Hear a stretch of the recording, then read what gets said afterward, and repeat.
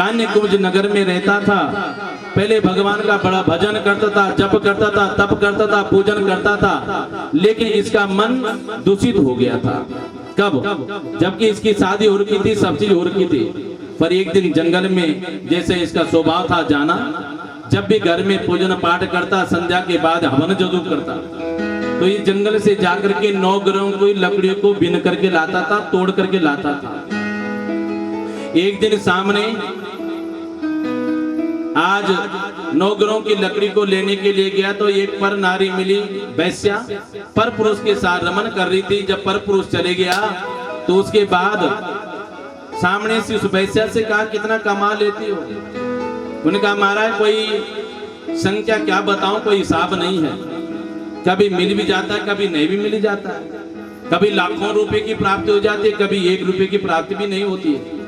तो क्यों ऐसी जगह आप खड़े हो, क्यों आप जंगल में विचरण कर रहे हो? चलो मेरे साथ, मेरे घर में कोई कमी नहीं, मेरा नाम अजामिल है और मेरे पास धन की कोई कमी नहीं है। बोले शादी तो नहीं हो रखी? बोले नहीं, तुम्हारी जैसी नारी जब चल जाएगी तो घर में मेरा वह परिपूर्णतम भगवान भी प्रसन्नचित्त हो जाएगा।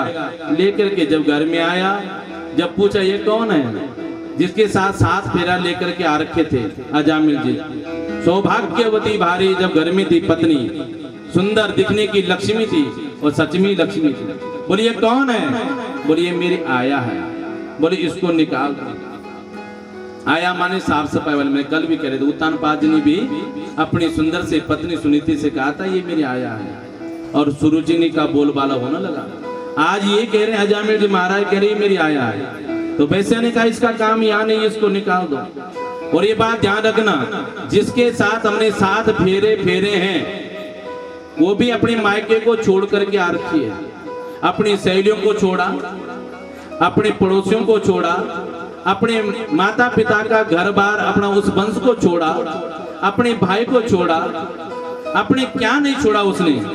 और किसकी शरणागति ली है? पति परमेश्वर की। इसलिए लिए है कि इससे जीवन में मेरे को क्या मिलेगा? सुकून की प्राप्ति होगी। पति कैसा होना चाहे? पति राम हो, पति विष्णु हो, पति शिव हो, पति ब्रह्म हो, प्यारे सजन।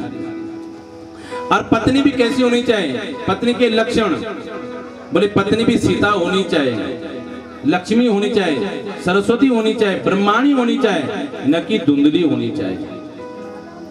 जो हमेशा प्यारे सुन, जिसके मन में कोई छल ना हो, जो न कपट हो। लेकिन वैश्या के मन में छल कपट भरा हुआ था।